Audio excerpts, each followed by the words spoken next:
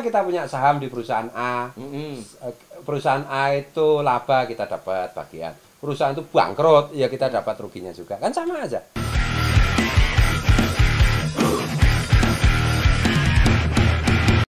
Bismillahirrahmanirrahim. Assalamualaikum warahmatullahi wabarakatuh. Waalaikumsalam warahmatullahi wabarakatuh. Jalur Cinta Rofa bersama Gus Fuad Pleret Dan Mas Joni Aryadinata, pengasuh Pondok Pesantren Raudatul Fatihah. Gus, ya.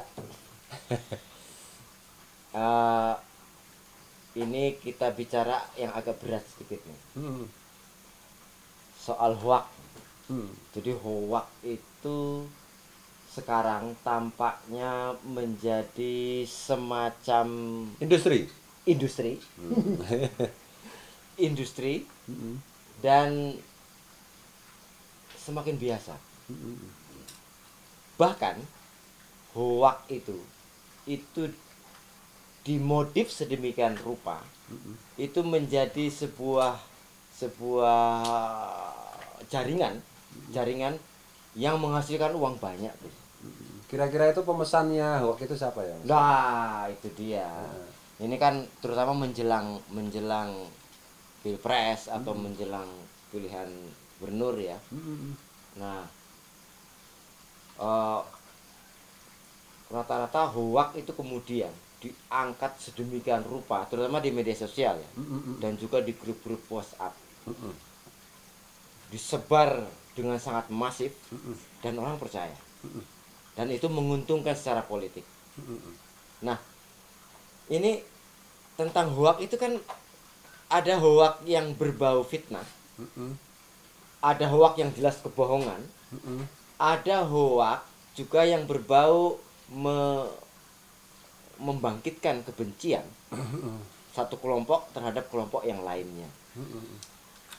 Nah, kalau dalam Islam itu hoak itu bagaimana, Gus?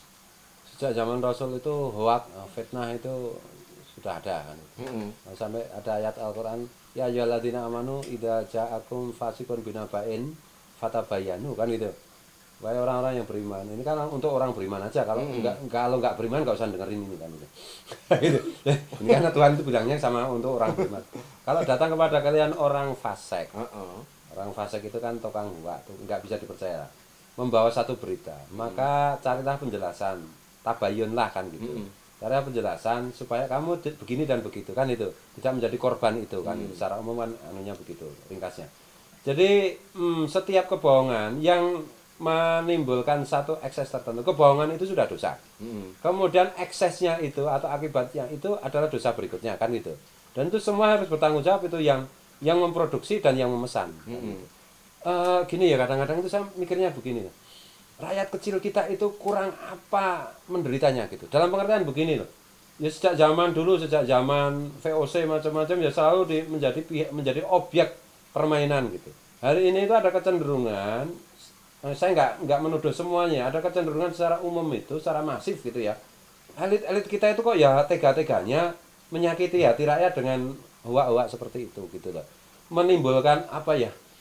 Memprovokasi rakyat kecil untuk membenci, memprovokasi rakyat kecil untuk takut, memprovokasi rakyat kecil untuk melakukan tindakan-tindakan yang tidak masuk akal.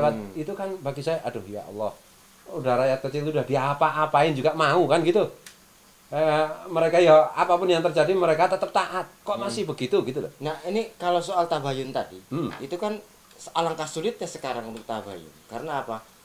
Hoak diproduksi, dibombardir setiap hari, dan orang tidak sempat untuk mengecek. Itu kalau hoak, kebohongan yang terus-menerus disampaikan itu kan lama-lama menjadi benar. Betul. Jadi ya kebohongan yang diucapkan 1000 kali itu akan diyakini sebagai kebenaran kan gitu. Iya. Hitler aja bilang begitu kan gitu. Dan ya apa ya? Ya memang kita hidup di zaman seperti ini, ketika media sosial itu kan belum lama, kemudian HP itu juga belum lama, kita masih gagap, tapi saya selalu yakin bahwa manusia itu akan belajar kan gitu. Manusia itu akan belajar sehingga hoak itu pada akhirnya tidak akan laku lagi, atau setidak-tidaknya tidak akan apa ya begitu dipercaya seperti yang kemarin-kemarin. Makin lama kan masyarakat kita juga makin cerdas, makin ini ya. Meskipun kecanggihan pembikin hoax itu terus ditingkatkan. Tapi saya kira yang benar pasti yang menang lah. Kita harus optimis seperti itu. Nah, kembali ke apa? Ke hukumnya. Hukumnya itu ancaman bagi pembuat, memproduksi hoax dan rantai untuk penyebarannya. Mereka yang terlibat menyebarkan itu ada ancamannya nggak? Ya kalau di zaman Nabi itu berbohong di depan publik kan dicambuk, diasingkan 1 tahun dan tidak dipercaya. Diasingkan tidak boleh menjadi saksi. Nah, kemudian tidak dipercaya. Ya tidak boleh menjadi saksi. Kalau meriwayatkan hadis tidak boleh dipakai, misalnya gitu-gitu loh. Jadi dia melakukan kebohongan. Kebohongan itu kan begini, Mas Joni. Misalnya cuma kalau kebohongan itu tidak merugikan apapun bohong misalnya. Apa itu bohong kepada istri. Misalnya istrinya itu sebenarnya tidak cantik, dia bilang cantik dalam rayu, itu kan boleh. Bohong ketika 2 orang bertengkar supaya bisa rukun, itu kan boleh. Yang dimaksud bohong di sini yang haram itu kan yang menipu, yang merugikan. Kan gitu. Yang orang rukun jadi bermusuhan, orang percaya jadi tidak percaya, orang apa itu terprovokasi dan seterusnya itu kan Mas Joni. Jadi orang-orang yang seperti itu pernah melakukan seperti itu, maka dia tidak dipakai lagi dalam urusan-urusan yang penting di dalam Islam itu kan itu. Tidak boleh jadi saksi, tidak boleh kalau meriwayatkan hadis juga riwayatnya itu tidak dipercaya, tidak sikoh lagi kan itu. Sikoh itu tidak kuat kan gitu. Jadi ada sanksi macam-macam di samping kalau ketahuan dan ada saksinya itu dicambuk. Kebohongan publik itu dicambuk dan diasingkan 1 tahun. Diasingkan 1 tahun. Iya. Itu sama aja dengan orang yang berzina yang yang tertangkap basah kan gitu. Nah, kemudian kalau ancaman di akhirat apa itu? Ya setiap tindakan kita itu kalau berakibat positif, maka kita itu punya saham terhadap terjadinya perbuatan positif. Kalau itu menyebabkan tindakan negatif, maka kita juga punya saham terhadap produksi kenegatifan itu. Dan kalau itu diulang-ulang dari generasi ke generasi, maka kita terus dapat bagian laba yang berupa dosa atau laba yang berupa pahala kan gitu. Nah, kalau gini Gus, kan kebanyakan orang tidak sadar. Artinya karena keterbatasan kemampuan untuk mencerna situasi, kan hoax itu sifatnya itu kan membakar emosi. Kemudian orang itu karena ketidaksadarannya akhirnya ikut menyebarkan itu, bagaimana hukumnya? Karena dalam Al-Qur'an gini, was'alu ahla dzikr in kuntum la ta'lamun. Tanyakanlah kepada ahlu dzikr. Ahlu dzikr itu maksudnya ulama. Kalau kalian tidak tahu, kalau kalian memahami satu berita itu tidak jelas. Orang terbakar itu kan karena tidak mau mendekat ulama. Kalau mendekat ulama juga santai nggak pernah itu bakar-bakaran macam-macam. Orang-orang pesantren nggak pernah kan. Mereka nggak mau dekat dengan ulama kok. Yang mereka dekat itu kan khutbah, tukang pidato, agitator kan gitu. Ya salah sendiri kan gitu. Ya saya nggak tahu, kamu nggak tahu kenapa kamu punya HP, kamu punya lesan untuk bertanya, kamu tidak tanya. Kan itu, mana ada sekarang ulama itu menjadi agitator, nggak pernah ada. Nah, itu kan apa ya berita yang tidak benar itu, yang kemudian kita sebar dengan teknologi internet yang sekarang ini kan menjadi abadi, Gus. Artinya itu bisa beredar sampai jumlah jutaan orang. Kemudian tersimpan di akhir zaman ya, di akhir zaman. Nah itu berat sekali sebetulnya. Ya makanya itu apa ya? Kalau orang itu menjauh dari ulama, itu ya akibatnya itu memang hancur lebur kan gitu. Tapi pilihannya itu cuma kita mendekat kepada ulama atau kalau nggak mau mendekat kepada ulama berarti mendekat kepada setan. Ya kalau nggak mau mendekat ulama berarti kan dia memang sengaja mendekat. Nah, kalau ulamanya ikut. Enggak, ulama yang macam mana kan gitu toh. Ya karena politik. Iya, gini ya. Kalau ulama itu guru saya, ini bukan saya ya. Kiai Abdul Muhyidd itu bilang kalau kiai udah terlibat politik macam-macam ya sebenarnya dia sudah bukan ulama. Mahkota ulamanya itu terjatuh. Tertanggal kan gitu. Itu kata guru saya, bukan kata saya sih. Kalau kata saya sih ya enggak beda sih. Ya podo wae. Podo baik. Jadi gitu ya. Jadi ulama itu kan warasatul anbiya. Ulama itu pewaris para nabi, penerus para nabi. Ya memang berat Mas Joni. Gitu loh. Kalau cuma kita pakai kostum ulama, ngaku-ngaku ulama sih gampang kan gitu. Dan itu berbahaya.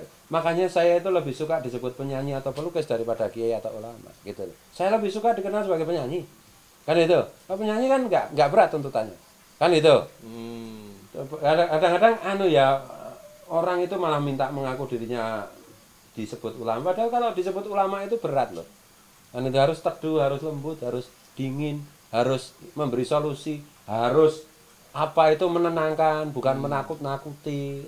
Kan banyak kemarin itu soal COVID-19 itu banyak itu berwajah ulama nakut-nakuti. Kan itu. Dan seterusnya lah, pakai dalil lah.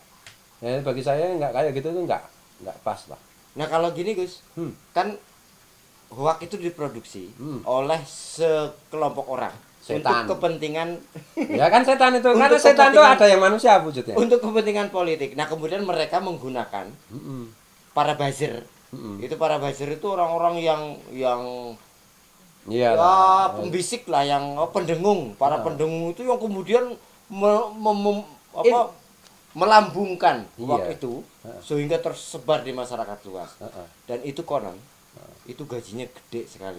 Nah itu termasuk pekerjaan yang haram. Nah itu pekerjaan haram itu. Nah ini Gus, untuk para buzzer ini itu istilah halusnya influencer. Nah itu gimana tanggung jawabnya bagaimana di akhirat? Ya satu, apakah mereka percaya pada akhirat? Dan itu tuh karena nggak percaya jadi mereka merasa tidak bertanggung jawab. Tapi kalau ukuran akhirat itu kan ya seperti itu Mas Joni. Kalau kita punya saham terhadap kejahatan itu, selama kejahatan itu terus berakibat buruk, maka kita dapat bagiannya, kan gitu. Terus, jadi dosanya terus mengalir itu? Iya, ya sama aja kita punya saham di perusahaan A. Perusahaan A itu laba, kita dapat bagian. Perusahaan itu bangkrut, ya kita dapat ruginya juga. Kan sama aja. Begitu juga produksi kebaikan atau produksi keburukan, itu terus-menerus meskipun kita sudah mati. Makanya kalau sekarang itu, kata Rasulullah itu ya, kalau setiap kali ada manusia membunuh manusia yang lain, maka Qabil itu dapat bagian dosanya juga. Karena dia yang pertama kali ngasih contoh membunuh orang. Kan gitu.